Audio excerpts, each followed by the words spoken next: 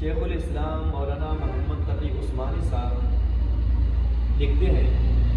کہ ان کے والد صاحب یعنی حضرت والد صاحب کو بچپن میں بھی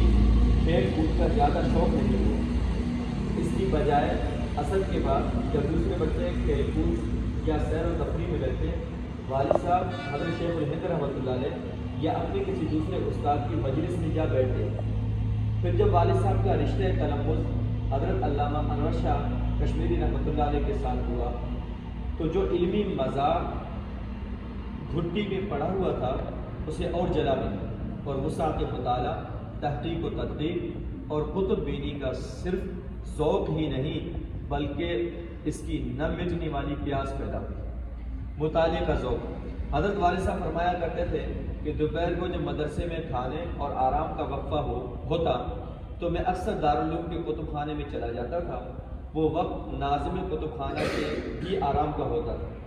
اس لیے ان کے لیے ممکن نہ تھا وہ میری وجہ سے چھٹی کے بعد بھی کتب خانے میں بیٹھے۔ چنانچہ میں نے انہیں باصرار اس بات پر آمادہ کر لیا تھا کہ دوپہر کے وقفے میں جب وہ گھر جانے لگے تو مجھے کتب خانے کے اندر چھوڑ کر باہر سے تالا لگا جائیں۔ چنانچہ وہ ایسا ہی کرتے اور میں ساری دوپہر علم کے اس رنگا رنگ باغ کی سیر کرتا رہتا ہے۔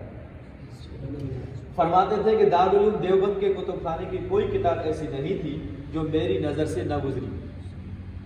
اگر کسی کتاب کو میں نے پورا نہیں پڑھا تو کم از کم اس کی ورق گردانی ضرور کر لی، یہاں تک کہ جب تمام علوم و فنون کی الماریاں ختم ہو گئی تو میں نے ان الماریوں کا رخ کیا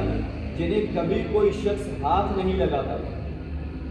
یہ اشتار یعنی متفرقات کی الماریاں تھیں، اور جن کتابوں کو کسی خاص علم و فن سے وابستہ کرنا ناظم کتب خانہ کو مشکل معلوم ہوتا تھا وہ ان الماریوں میں رکھ دی جاتی تھی۔ ان کتابوں میں چونکہ موضوع کے لحاظ سے کوئی ترتیب نہ تھی، اس لیے اس جنگل میں داخل ہونا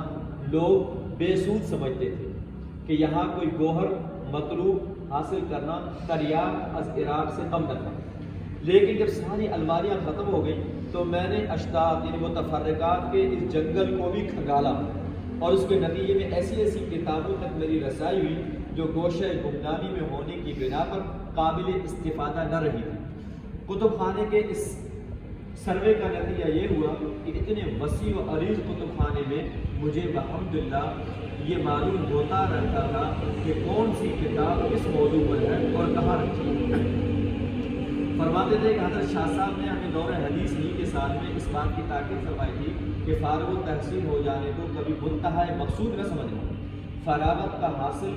صرف اتنا ہے کہ اس کے بعد انسان میں قوت مطالعہ پیدا ہو جاتی ہے اور علم کا دروازہ کھل جاتا ہے۔ اب یہ فارغ ہونے والے کا کام ہے کہ وہ علم کی چند گلیوں پر تناد کرنے کے بجائے اس دروازے میں داخل ہو اور اس قوت مطالعہ کو کام میں لا کر علم میں وسعت اور گہرائی پیدا کرے۔ چنانچہ فراغت کے بعد حضرت شاہ صاحب کے زیر ہدایت ہم نے کامل 2 سال کتب بینی میں صرف کیے۔ صرف اور صرف 2 سال فارغ ہونے کے بعد 2 سال تو صرف اور صرف کتابوں کو کھنگالتے رہے، پڑھتے رہے اور مطالعہ کرتے رہے۔